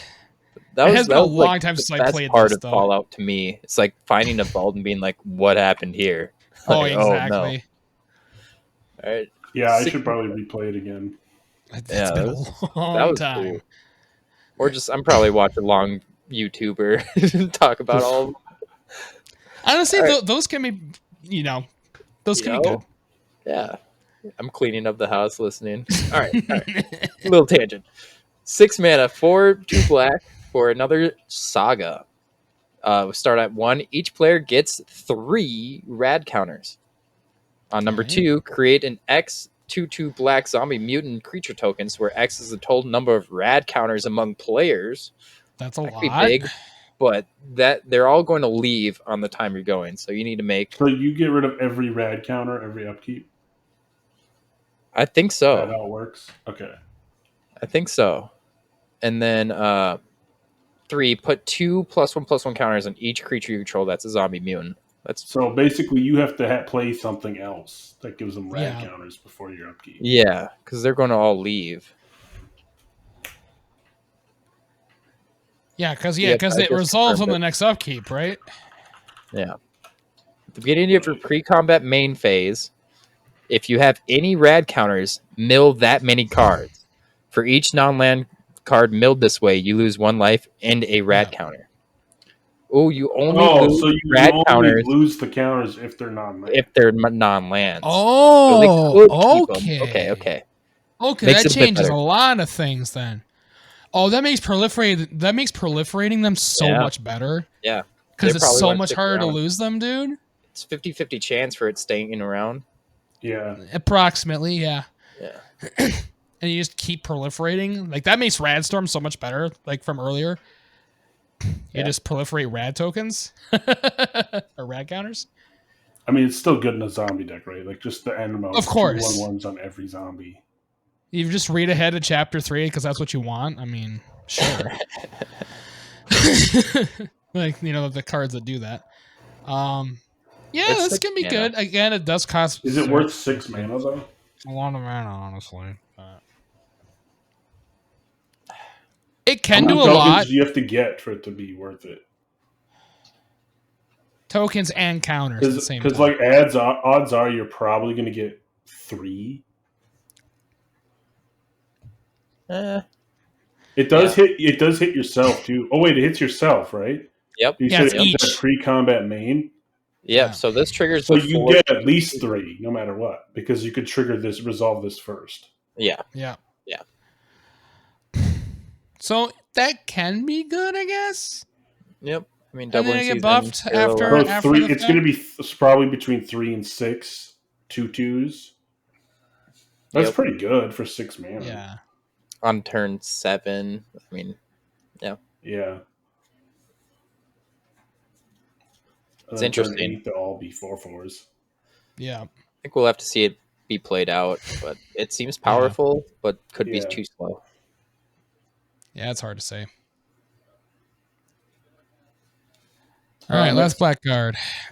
so we got Wasteland Raider. 2 black for a 4/3 creature, human mercenary, with squad 2, so you can pay 2 mana any number of times to create token copies of it. When it enters the battlefield, each player sacrifices a creature. Ooh, That's pretty decent. that's sick. So then Squad you two make is a little- copies, so you just make, Squad 2, yeah. and it's two's the each, smallest so enough that number. also hits you, which you can sack what you want. You usually sack, Especially- the Wasteland Usually Raider, sack itself, yeah. Yeah. unless you got tokens or something, Unless you're doing like aristocrats or something and you want to sack shit. Mm-hmm. But I mean, because like you play Fleshbag Marauder costs 3 to do this. Like Yeah. this costs 4, and if you have excess mana, you can copy it a couple times. Mhm. Yeah, this seems sick. Yeah, it Seems pretty good. Squad 2's like the lowest squad number I've seen. Like that. Yeah. That's a good number, Easily, like, honestly. 8 I mean, mana. six mana. You get 2 Yeah. 4/3s, and you sack your 2 worst things, and everybody's sack their 2 things. Yep. Yeah. 8 mana's not too hard either. 10 Right. mana, we're probably not going to. Probably not. I mean, if you have doubling season, it's even more. Woo! Yeah. That just Golgari, anybody? Yeah, that could do some work. That's sick. All right, should Like we that move could on? theoretically just wipe the board, honestly. Yeah. I mean, if once you get up to 3, you're pretty much going to wipe the board. Yeah. Move on to So our yeah, segment this- halfway through. Segment time. Segment time. All right. We have ended black, therefore it is segment time. Heck yeah. All right, well. Corey's crazy card. For Corey's crazy card this week, my card is Serum Powder. It Yeah. is 3 mana for an artifact with tap at a close to mana pool. But it has anytime you could mulligan and Serum Powder is in your hand, you may exile all the cards from your hand and then draw that many cards. Okay. So if you don't like your hand when it's in there, you could basically get a free mulligan. So strange. But the cards you exiled are exiled for the whole game. I've seen people play this card recently with Slimes Against Humanity. Slimes Against Humanity says whenever however many you have in the graveyard or in exile, it gets a +1/+1. So you just so it counts for keep that. opening to exiling as bunch of slimes as you can until you get a good hand where you play on turn 2 a slime that's a 7/7 in 8/8. Mhm. It's a pretty cool combo. That's kind of funny. I like Serum Powder. I think it's fun. Yeah, it's a crazy card. It's a pretty It crazy is card. indeed. All right, we'll move on to my Jink combo.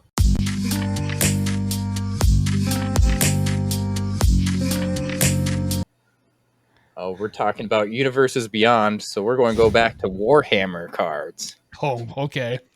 We have Exalted Flamer of Chizek. It's a 2 colorless, a blue and a red for 4 mana, 2/4 demon.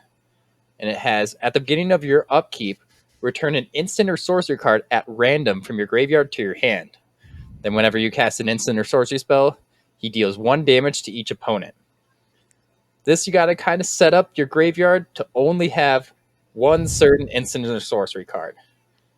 And that one is a take an extra turn spell. Say like Time Warp. I guess that one's free. So you just take an extra turn, goes back to the graveyard.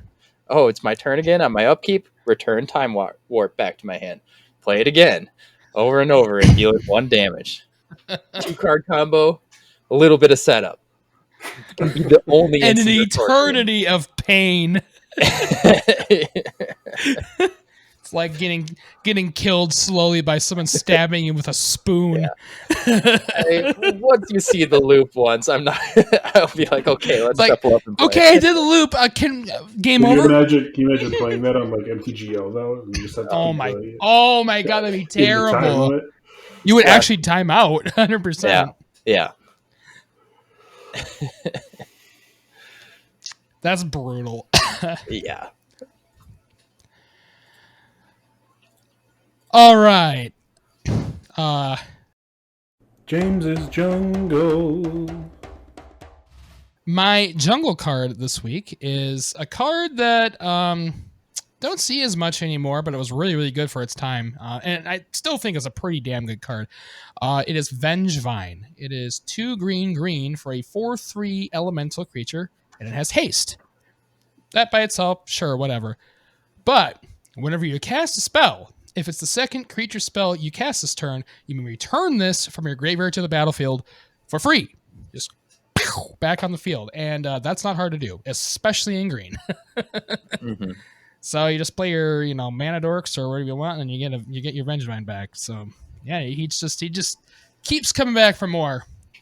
And sure, is it a huge creature? No, but it's pretty sticky, which is usually you like to have cards like that. And like, yeah, sure, they can bolt it away, but then it'll be back. And it has haste, so he's gonna swing. So yeah, he's a fun card. I mean, there was a whole modern deck just from Vengevine and other Oh yeah, creatures. it was like what is that? There's a zoo couple or of whatever, or zoo-like deck at least. Like there are a And couple of those. They kind of combo off. Like they just get a whole bunch in your graveyard and boom, bunch of 4/3s right into the field pretty early on. Bah, bah, bah, bah, bah, bah, bah. That's always fun. Yeah, powerful card. Mm-hmm. Yeah, it's, as I said, like I feel like it's one that's slept on a lot, like especially nowadays. But yeah, it's really good.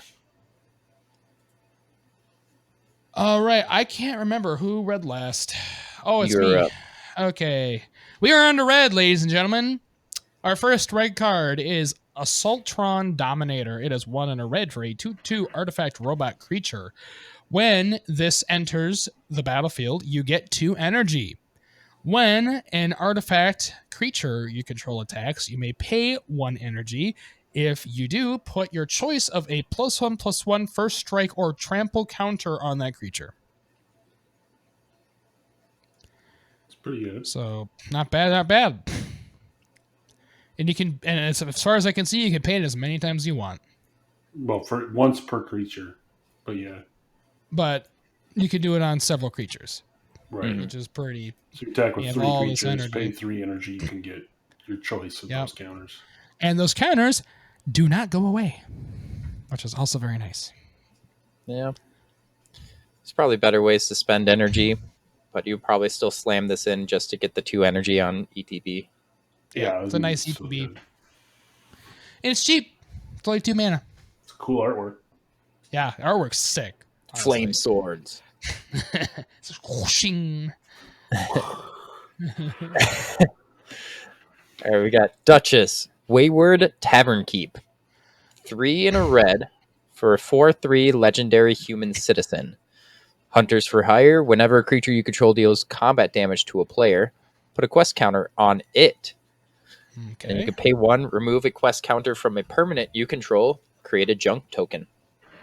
Junk tokens we haven't gone through yet, I guess, is an artifact that you can tap it, sacrifice it, exile the top card of your library. You may play that card this turn. Activate only as sorcery. Impulse Draw. Yep.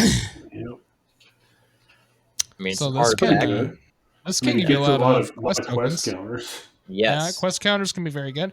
And there were definitely some cards earlier that were definitely dealing with that. So Yes. this will work great in a quest deck. All right, how many? So, is it enough for me to play a quest deck yet? Just play all 5 colors and have quests. You can try. Color Jank. So we play all the old quests from like Zendikar Yep. or whatever too. Yep. Yeah. We got the old school ones. All right. Yeah. Next up, we got Grim Reaper Sprint. It's 4 and a red for an enchantment. Has Morbid, so this spell costs 3 less to cast if a creature died this turn. So then it can only cost 2. That's pretty Enchant good. creature. When Grim Reaper Sprint enters the battlefield, untap each creature you control. If it's your main phase, there is an additional combat phase after this phase, and the enchanted creature gets +2/+2 and has haste. Nuts. So you That's attack, really good. something dies on your attack, you play this, get another combat. Mm-hmm. Really, really good. Sure, if There's you a can couple bounce cards this. that do this, and they are all very, very busted. So this and that Morbid cost. Oh man, This playing is this for 2 is so good. the same as that like equipment that reanimated. It's like taking a spell but putting it on a physical like permanent that you can probably like bounce and replay or like do some sort of shenanigans with this. Yeah. Way better than an instant or sorcery can. Yep. I've already seen prices for this card, and it is already spiked up. The lowest you can get right now on TCG Player is $16.65. For just this card? Just this card. That's Well, the lowest price. good thing I used that TCG player deal I was talking about a while back, where you got all the commander decks for 160. Yep. And if That's you're the way looking to to do pick up this card, you can use our affiliate link. Yep, it's in the show notes.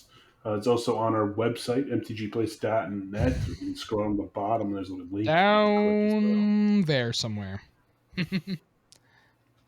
Yeah. So people have already noticed how powerful this card is.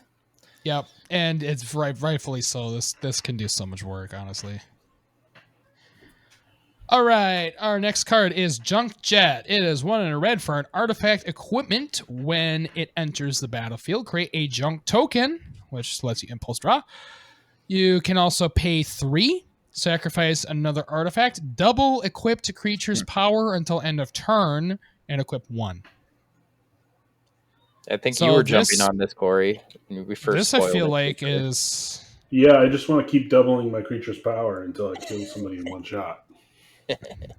and it comes into play with the token already, so you can just Yep. sack that. Good to go. It does cost quite a bit. Yeah, Because three if I need a 7/7 to pay 6 mana to kill somebody for commander damage. Yeah, for Yeah. commander damage. Oh wait, no, because that was 7, 14, 28. So true. Yeah, that's 6 double. would be 8, be 6. 12, 24. So 6. So 6. Yeah, you can't do 5. 5 would just be No. 1 under. Yeah, 5 would be this under. So six. ever so close. It's still good to be because It's a cool card. Don't get me wrong. double its power at instant speed too. So Yeah, you can do whatever you want to. Sacrifice any artifact also. So I mean, you got plenty of options. Yeah. it seems pretty good. I think there's a use case for it because quick cost is only 1, so Yeah. Clip cost is you real just cheap. have to have artifacts to throw into it. Yeah. I mean, it does do nothing if you're not doing the thing. Like there's no. Yeah, you I mean, I definitely guess you get a want to junk have token, artifacts but- to use. Yeah, that's Yeah. 1. Ooh. My 2/2 became a 4/4. Ooh. And it's only until end of turn. There's your big clause too, which is unfortunate. Yeah. So you got to do it like in a row to make it good. Well, you're stacking looks all your fun. junk to make this gun good. Yeah, we'll have to see how it plays. I mean, just play. I think you played in like a blue-red. Like make a bunch of clues. Is it Play still? like training grounds. So Treasure. this only costs 1 mana. Like True. Yeah. Yep. That makes it a lot better for sure. Yep. Play James, where it like taps for 2 colorless. Yep. Yeah, exactly. Yeah. Yeah, there's We'll ways move that on. you can definitely make it decent, I feel. Megaton's Fate. I wanted to say Megatron for a second. Wrong 5 wrong in universe beyond. Yeah, we already did Transformers. Yeah, Gosh, we darn did that one already. What else does Hasbro have? All right. Yeah, exactly. 6 mana for sorcery. Choose 1. Destroy target artifact. Create 4 treasure tokens. Okay, that kind of is nice. Or It's not detonate bad. It deals 8 damage to each creature. Each player gets 4 rad counters. That's a lot. And that's the better honestly. mode, right? I feel like that's the better mode. Like it's basically like we'll refund you. So if you use it to blow up an artifact, you get it only costs you 2. Yeah. Sorry for paying 6. Here's Yeah. here's treasure. Sorry, this is so expensive. Yeah. Please take these. The detonate though, that's pretty good. Yeah. That's a lot of damage. That's a lot of damage, and not only in damage but also in rad counters. So Yeah. it's gonna do a lot. I mean, being modal. It is each though, so be careful. Yeah. I mean, you got 2 options. Being modal is great. Like if you don't need that to deal 8, like I feel like these rad counters are just damaging everybody. So like maybe you just do the I'm gonna burn everybody deck. Everybody's gonna watch the world burn deck, and you do rad counters and like people wither away. What's the enchantment? Everyone takes 2 every turn. Sulfuric Vortex. Sulfuric Vortex. Yeah. It's the problem with nuclear. Just burn everybody. Yeah. Radiation. All of that rad energy. Seems good. Right. Next up, we got the Mysterious Stranger. It's 2 red for a 3/2 human rogue with flash. When it enters the battlefield, for each graveyard with an instant or sorcery card in it, exile target instant or sorcery card from that graveyard. If 2 or more cards are exiled this way, choose one of them at random, copy it. You may cast a copy of the paying its mana cost. So you're really hoping that you get some good shit that someone just went off, like going crazy, and then you try to get a good spell off of them. It's random, but 4 mana seems pretty low. Yeah, it's not bad. I need 4 mana. You could hit like an Expropriate or something. Yeah, that's flash, so you can do whatever you want. You get to pick the card, so you're only going to pick the ones that are good for you. Yeah, you are. Yeah. I mean, one opponent could only have like a Faithless Looting, I guess, or something. And but you might probably just don't play the card. But yeah, I guess you sandbag it for a bit. Being flash, you hold up those counter spells and stuff like that. Yep. Flash is good. Flash is very good. You could also do that on the stack. Just hit 2 players that have counter spells. True. True. This is a counter spell. Yeah, so this could be a red counter spell. Which is really funny. Yeah, that's pretty good. That's great. All right, next up we got Plasma Caster. That's just a sick name, honestly. There's 1 in a red for a artifact that's an equipment. Equipped creature gets +1/+1. Whenever equipped creature attacks, you get 2 energy tokens or counters. You can pay 2 energy counters. Choose target creature that's blocking equipped creature. Flip a coin. If you win, exile the chosen creature. Otherwise, Plasma Caster deals 1 damage to it. And it has equip 2. I mean, that's pretty good. That's actually kind of sick, right? Exile whatever's blocking this. Destroy something. Just, pow, it's just gone.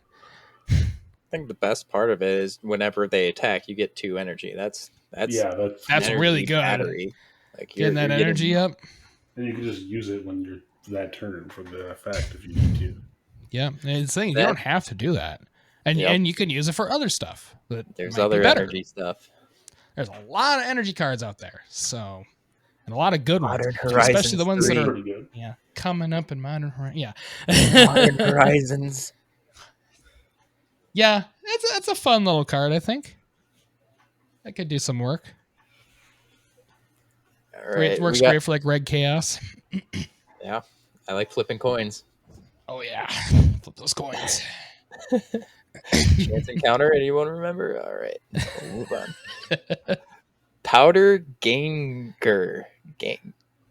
Ganger. He's a gang man. He's part of a gang. I wanted to say like Gengar or Power Ranger or something. Gengar. I wanted to say Gengar. Power Gengar. 2 in a red. 2/2 human rogue. He has squad 2. All right, that's pretty low. When it enters battlefield, destroy up to 1 target artifact. Ooh. Hey, there we go. Okay. Bunch of 2/2s that blow up artifacts. I mean, yeah, this is red kind does of like to blow up artifacts. Rex Sage is 3 mana. It does hit enchantments, so this is like kind of like that, but could hit 2 if you squat it, 3 if you squat it. Mm-hmm. Yeah, it's not too bad. Not bad at all. I mean, I'd still rather play what's the overload one? Oh yeah. Oh, I yeah. can't remember what it's called. That's obviously better. Yes, You but just this is hit a everything. creature. If you're playing more, I Right, don't know. you do get a creature left behind afterwards, though, with this. Yeah. Which is good. And if you Flat- flicker it, keep blowing up artifacts. Yep. Brago, something like that. Well, this doesn't fit Brago's colors, but a deck like that. Mm-hmm. I mean, like Rex Sage is good, so it's decent. Yeah, it's not bad. Next up, we got Rhodes, the Cutthroat Raider. 2 red for a 3/2 legendary artifact creature robot with first strike. It has Raid. At the end of combat on your turn, if you attacked this turn, create a junk token for each opponent you attacked. Oh, nice. And whenever you sacrifice a junk token, add a red mana to your mana pool. Oh man. Junk deck, here we go. Yeah. Storm junk deck, anybody? Yeah, because you just have to tap it. So it's basically tap the thing, impulse draw, get a red. Mm-hmm. Seems good. Yeah. That is definitely not bad at all. That's pretty Any other freaking ways? good, right? Sacrificing artifacts. If you got a lot of junk, you get sacrifice however many you need for Just mana. get an ass ton of Yep. mana. Like that seems. I mean, it's red. Sure, it's not like we're in blue or something like that, where that might actually do a lot. But you can still. That's a lot of damage you can, probably cast. That's one thing that red definitely does. Or play a shit ton of creatures. So yeah, that could do quite a bit.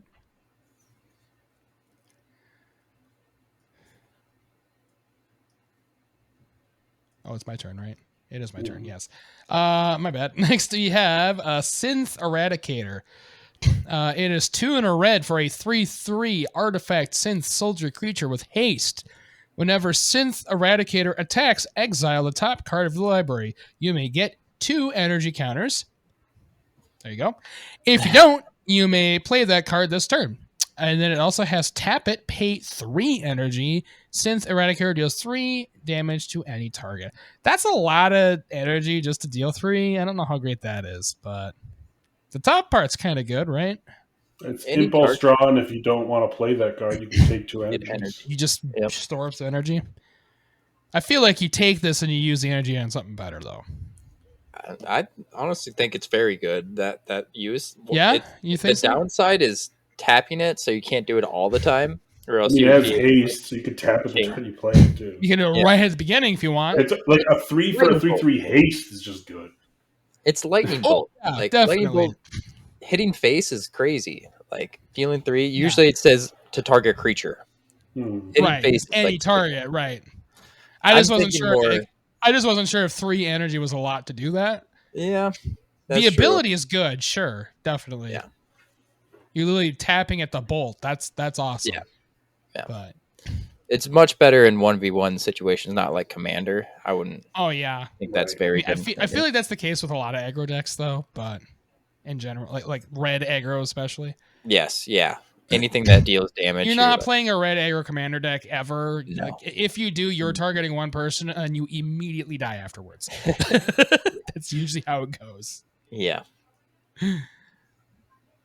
That's true. Oh. Yeah, probably not strong enough for Commander. Maybe in the right No. energy deck. But I mean, in an energy deck, it's still probably pretty good. It's great Yeah. for an energy deck. It's going to give you some nice either impulse draw or energy or both. So, that's great. we've seen how good Um, Lelia is in impulse draw, so Yeah. drawing every turn is solid. Yep. It's really good. Oh yeah, and it is when it attacks, so you get that every time. Yeah, Every it's every turn. It's not that deal combat damage. Yeah. You haven't, On like- attack, get 2 energy. Getting combat damage is so brutal. And this is like a big creature that has menace or something, which usually they Yeah. don't. Just like, what the hell is this? All right, we have reached the mother lode. Excavator. 3 red for a 5/5 legendary artifact robot. When it enters the battlefield, choose target opponent. You get an amount of energy equal to the number of non-basic lands that player controls. Oh, God. Then when the mother lode attacks, you may pay 4 energy. 4. When you do, destroy target non-basic land defending player controls. And creatures that player controls without flying can't block this turn. Oh, my God. That's terrible. I For would them. assume this was a vehicle. This is not a vehicle. No, it's just That an is artifact creature. Artifact creature. That seems That's fun. awesome. This is a good card, So man. on attack, you can pay 4 to blow up their cradle. Yep. Or other really good land, yeah. And they can't block. Yeah. Without flying. Yeah. So blue most likely can still block, but that's gonna hurt a lot of decks. Definitely. Green is definitely gonna cry to this 100%. This is very much a green killer. Well, you're making and also black too, possibly, and some other decks like that. Black also has like coffers, and not. I mean, you might have some flyers, but usually black doesn't. So I mean, if you're playing against a 5-color deck, you're gonna be able to get a ton of energy because they'll be. Oh, yeah, so I think much at base lowest you're going to get 4. Like at least you're going to get that Yeah. 4. It's pretty. Someone on that table is going to have at least 4 on turn 5. Oh yeah, that's a good card, maybe. man. You can also play this as your commander. That's just mean. Just hate non-basic lands out of the game. So mean. I don't know about that. Even better, you pair this with like Blood Moons. So they can't even use their non-basic lands, and then you blow them up slowly, or get energy off of it. Beautiful. Next up, we got Thrill Kill Disciple. 2 and a red for a 3/2 human mercenary with squad 1, but you also have to discard a card. Man. Ooh, that's and big when it dies, That you create feels a good. junk token. discarding cards Okay. kind of huge. Yeah, it doesn't discard your really card kinda do sucks. anything though. Like it has to die. Yeah. You just make some dudes. Yeah, You God, like just the make some squad one. 3/2s. The squad one could have been good, but it's just like it's so weak. It doesn't do anything. I'd rather just have squad 2 than squad 1 discard a card. Yeah, exactly. That's so much better. Like maybe that fits the flavor, sure, but it's just like I mean, unless you have like a madness deck, I guess, and you could play the discard card. you can play it for free or something. Like that works. That's the only thing I see that's working with though. We're back to like red cards being 1v1 format where like you squad this twice, discard 2 lands that you're not going to use, and you get 3/3/2s. Right. That seems like, I mean, best case scenario, but that seems good. Mm-hmm. Then if you're 20 each at 20 life points, 1v1. Right. Yeah, but this isn't a limited format. This is a commander deck, so like. The commander. This is not very good. Trash. Yeah, this is trash. terrible. Tier. But 1v1, I'm thinking. Yeah. Maybe in a cube. Yeah. Yeah, maybe in a It'd be fun in cube or something. I think it would be okay with madness. Like some madness type deck. Yeah. Madness deck, this could be good. Or a reanimate type shenanigans. Yeah, or something where you want to discard shit, sure, but it's just like otherwise it's not. It's still, I guess, you could just not squad it, I guess, and have a 3-mana 3/2. That's really bad. That's really bad. though. That's pretty bad. Like it doesn't do anything. Sack it for a junk token. Ooh. This is the rare card that is this one of those like this is like a set where you get boosters? I can't remember. No, you get all the cards in the deck. Okay, so there is collector boosters. There is collector boosters though. Okay, so you could open this to collector's boosters. If you open this as your rare, you're gonna be so mad. Like it's a terrible card. Honestly. Yep. I'd be so angry. So if you want the fancy artworks and stuff, you need the collector boosters. But right. You get the base cards. If you just this is what you're going to get. Yep. This is the one you don't want to see. You don't want it at all. All right. Our next card is Vault 21, House Gambit. It is 1 and a red for a saga. Chapters 1 and 2. are discard a card, then draw a card. Not bad. Solid. Chapter 3, reveal the up to 5 non-land cards from your hand. For each of those cards that has the same mana value as another card revealed this way, create a treasure token. So this is very much a chance card. 100%. I like to gamble, but It's got black This text. is Corey's. best case, I'm getting 5 treasures. That's not really worth it. No, Yeah. really not. I mean, it is only 2 to be fair, but When you're you're playing netting red, 3 at best. yeah. When I mean, when how you good have is five 2 cards in mana hand, loot? It's not horrible. That's That's honestly pretty good. okay. Yeah, double loot's not bad. The chapter pretty good. 3 is. I mean, Oh, you're no. probably going to get at least 1 treasure back, maybe 2. Yeah. Yeah. You're playing this to loot more than anything, I feel, though. When you're playing red, how many cards do you have in your hand usually?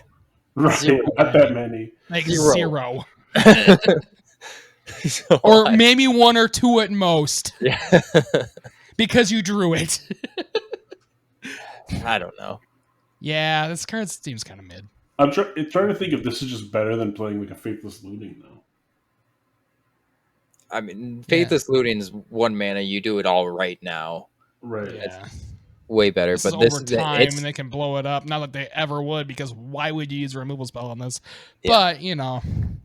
I mean, comparing it to that, though, it just shows like looting. I mean, this is rummaging, they call it, where you have to discard first before drawing. But rummaging twice is pretty strong, actually. So this might actually see some play. Fair enough. Yeah, I mean, so that'd be what, turn 5? If you played this turn 2, you're getting a couple extra treasures to ramp something Hopefully, if you get lucky, if you get the blackjack. out. It does help fix your draws, I guess. If you get the blackjack. Yep. Put stuffs in the graveyard, as we said, is That's good. what it should be. Instead of like reveal 5 cards, it should be reveal 2 cards if you have one that costs 1 and one that like if you have total, or reveal 5 that equals 21 mana value. Yeah. Give me 5 treasures. You're not. I mean, I get the theme, but 21, dude. I don't know. Or still it costs 2, it still costs 1. Maybe. Okay. But like, because otherwise I'm only gonna get 1 or 2. What? Give me 5 treasures. Can I just have turn 3? Give me 5 treasures. Oh, if only. No. Then No, it would be worth happen. playing if I could get it every time. Yeah. You can I'm just gonna build a deck where every card in my deck costs 2. Then I'll always get 5 out of it. Until you have lands in your hand. Yeah, then you're sad. Well, I'm discarding the lands with the discard draw. All right. I mean, That's you're okay. a gambling man. 2 CMC He's gambler deck. born Let's a do it. gambling man. I don't think it's gonna work. No, unfortunately. All right, whose right. turn is it? We got Josh, Veronica. Distant Scribe. 2 in a red for a Dissident 3/3 Scribe. legendary human artificer rogue with menace. Whenever she attacks, you may discard a card. If you do, draw a card. Whenever you discard 1 or more non-land cards for the first time each turn, create a junk. Okay. And it's just attack. It's not combat damage. You Yep. have to discard non-land cards. Yeah. What if I wanted? What if I wish it was specifically discard a land? Yeah. Yeah, that would make it better. That hurts a little bit, honestly, unfortunately. But But I mean, it's still good. You could discard something you're not going to play. yeah. You have a dead card in your hand, you get rid of it, you get something else. is rummaging better than impulse draw? Probably yes. Yeah, I think so. Impulse draw, No, you I don't don't have know. to discard. I don't think so. This, you have to have a card in your hand where you have to discard a card. I think impulse draw is better. Yeah. Unless you're like Reanimator or something. Yeah. Exactly. It has to be worth it, honestly, for you to play it. I mean, I guess obviously you could hit like a land off your impulse draw, and then it's like that sucked. But Yeah. That's really shitty if that's the case. Unless you're really needing it or something, but I don't know. Yeah. Haven't played the land for turn. Yeah. I don't know. Seems okay. It's 3/3 menace fine. for 3 is pretty Yeah, good. that by itself is fine. It's not incredible or anything, but all right, next up we got All right, Wild that's right. Wasteland. 2 and a red for an enchantment. Skip your draw step. Oop. At the beginning of your upkeep, exile the top 2 cards of your library. You may play those cards this turn. Oh, so you're literally just Your impulse drawing only. You're impulse drawing instead of drawing. But It's if you honestly get 2 cards, it's pretty good, actually. That's yeah. sick. Yeah, you draw 2 a turn, essentially.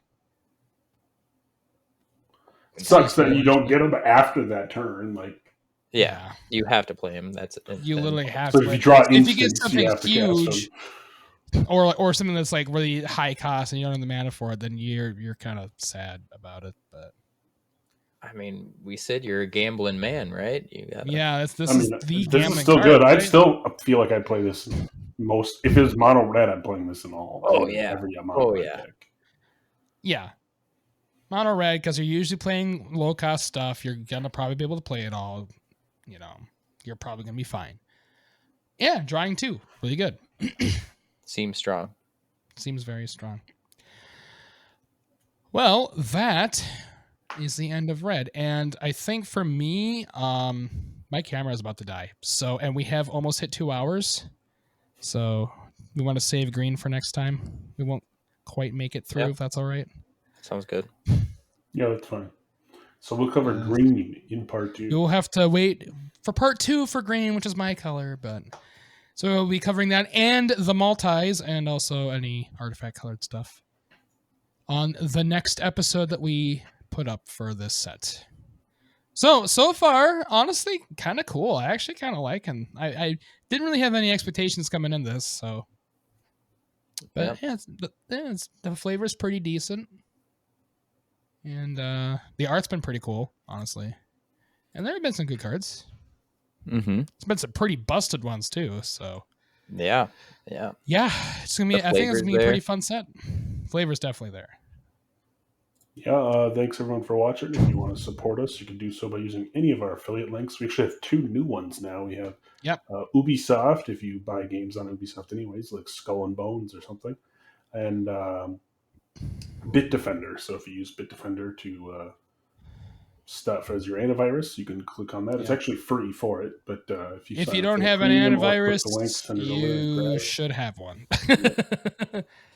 So you can use that one. You have a subscription as well. But if you're to either get the free version or that, please click the link. Let them know we sent you over there. Then you can also support us directly on Patreon. You'll have some cool perks there. Yep. All right. We will see y'all next time. Yeah, stay tuned. Bye-bye for part 2. Peace.